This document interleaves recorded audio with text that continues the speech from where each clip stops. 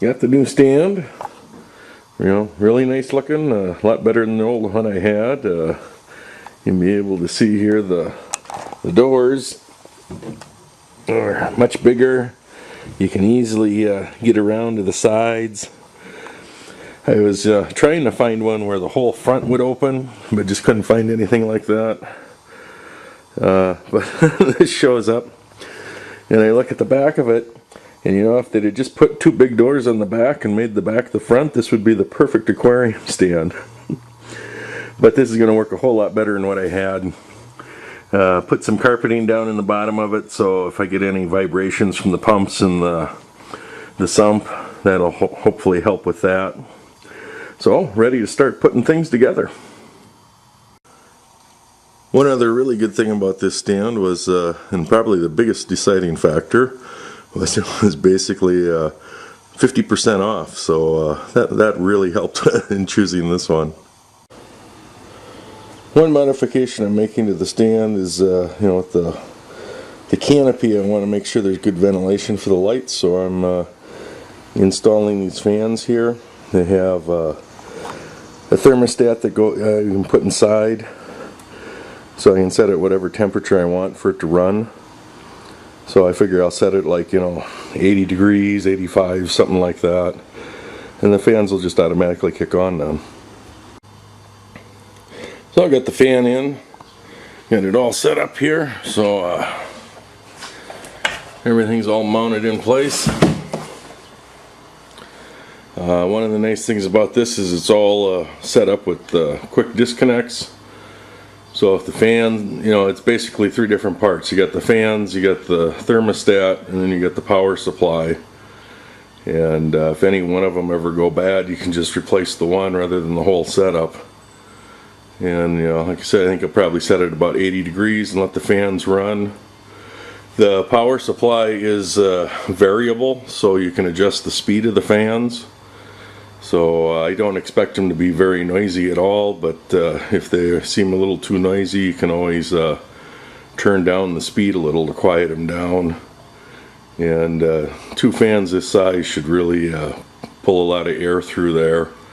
And you know, the canopy has the open back, so it'll suck in the cooler room temperature air across the lighting. So I think that should really help keep things cooled down. To make sure we don't have any water problems like we did with the last tank, I got this RODI system, got her all hooked up, and currently making my first batch of water. The Apollo Reef LED lights showed up. They come pretty well packed.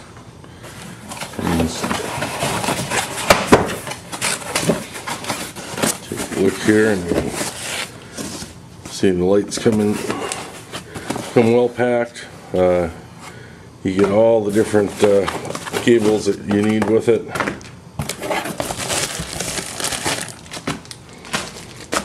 So you get the power cables, the network cable to use for the controller, and a hanging kit, which I won't be using. I also ordered some rail kits for it to go on the tank.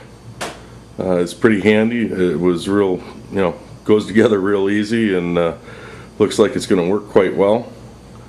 You know, with the canopy, I can't hang it, so this was a good option. And like I said, they're pretty handy. Okay, so I got things set up.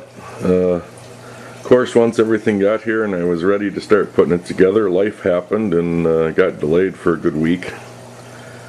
But we can take a run through, see what I got going here. Okay, take a little look at the setup here.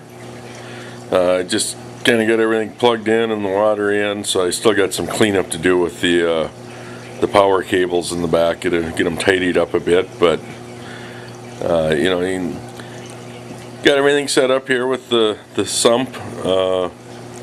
You can take a look. We've got the Vortec over in the back corner there, and you can see one of the power strips. In the first stage of the sump, I've got the skimmer, which according to the directions, can take several days to a week to break in and start working right.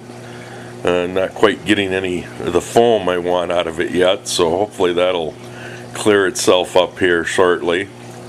Got about 10 pounds of live rock, just little pieces in the first stage there. There's a MaxiJet 1200 also providing circulation.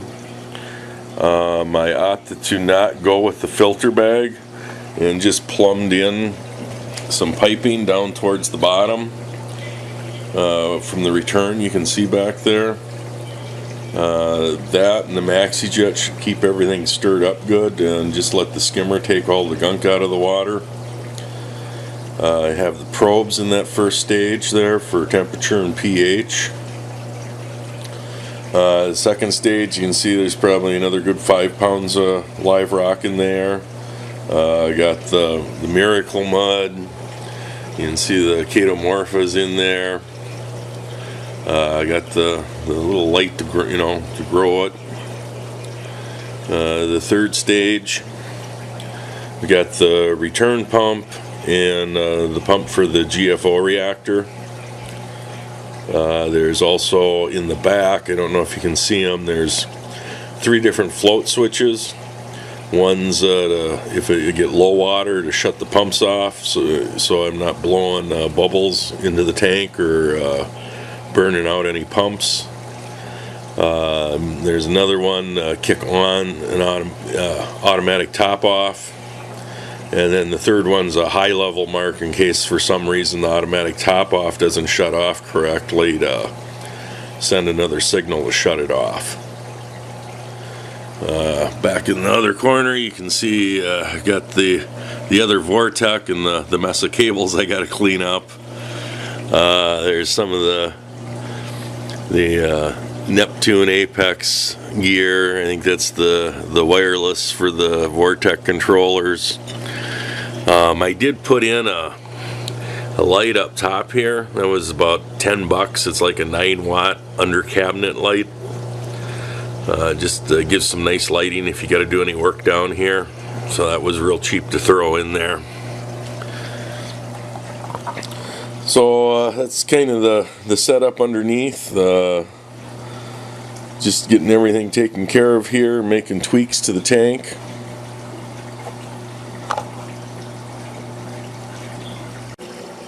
Got the Apollo lights all set up here. Still got to get them programmed, simulate daytime, use the dimmable stuff on them, but so far I kind of like them. Water's still a bit cloudy and murky from the silt floating around. Got an extra heater stuck there in the back. I just did that to get the water warmed up when I put it in. I'm not using it right now and I got to get that back out. But all in all, got it going, starting to look pretty good here. And get it cleaned up, get it aquascaped, get some more updates out as further I go along. We'll see how it goes.